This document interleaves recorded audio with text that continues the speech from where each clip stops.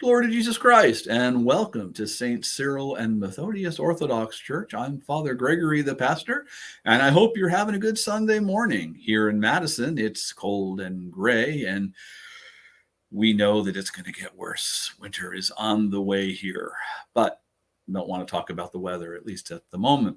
So yesterday, a number of my college students, my kids from my college group, went to the Wisconsin Right for Life march at the state capitol here in Mad City, and they invited me to come along.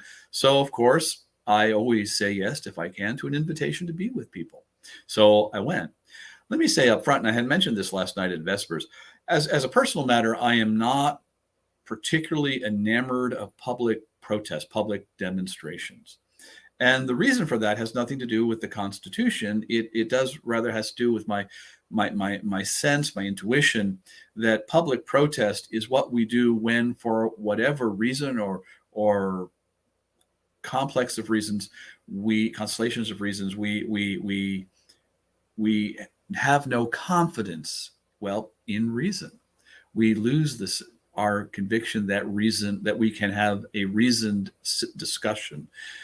And so, but I went anyway and talked to people on both sides. Talked, of course, some of my students, which was lovely, but I talked to pro-life people, pro-choice people. And the takeaway I got was this, that while many people were really quite sincere in their convictions, there were a number of people who, I can only describe as self-righteous. They were absolutely convinced not just of the moral truth of their position, but that the other side, for not holding this position, for disagreeing with them, were wicked. That is a problem. When two groups of people meet, each convinced that the other is immoral, the other is not righteous, and they are convinced of their own righteousness. At its core, that kind of self-righteousness, and again, I mentioned this last night at Vespers, is the fruit of the sin of acedia. We hear about acedia in the sayings of the Desert Fathers, and it's sometimes translated as despair or the demon of the noonday sun. But fundamentally, acedia is an indifference to my own inner life. And that's how it's possible for me to fall into the trap of being self-righteous. I have no awareness of what's going on in my own heart. In a fallen world, self-righteousness is the default response.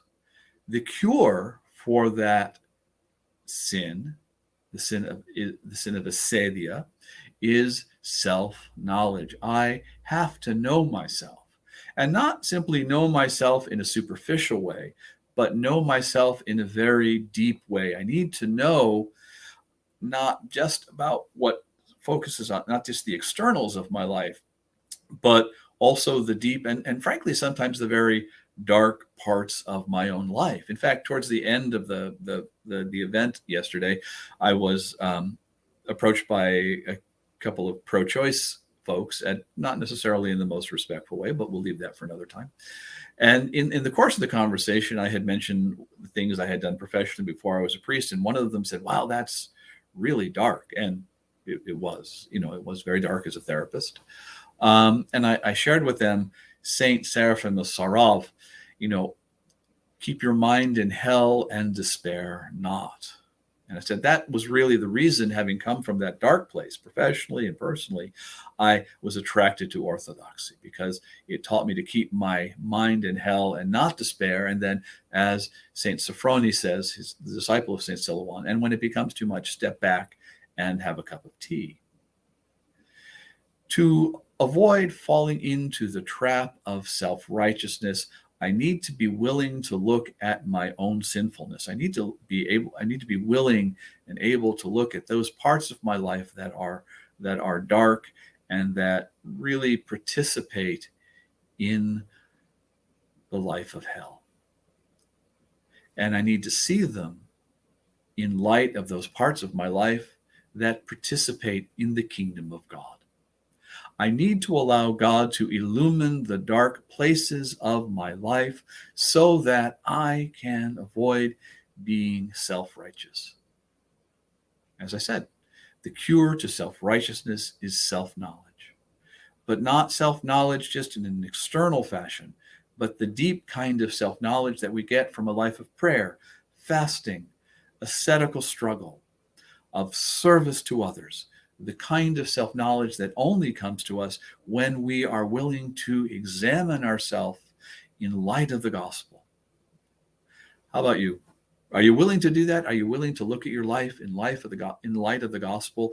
Are you looking to see not only the bad parts, but the good? Because so often that trips us up. We're focused on the bad at the expense of the good. Are you willing to struggle to see yourself as God sees you? Because when God sees you, he sees the good that's present and the good that's absent. He sees the good that reaches to the goal but falls short. And then he steps in by his grace to correct and complete. Are you willing to do that? Are you willing to accept that? If you are, then you'll be able to avoid the trap of self-righteousness. But without that kind of self-knowledge, there is only self-righteousness. Well, it is coming up on 10 past 8, and I've got to get ready for liturgy this morning. If you are able to do so, I hope you're able to get to liturgy this morning. If you're Orthodox, if you're not Orthodox, I hope you get to liturgy this morning as well. If you're here in Madison, liturgy starts at 9:30. Hope you can join us at 1020 Regent Street. Until then, God bless you, and thanks for spending just a few minutes with me this morning. All right, bye-bye.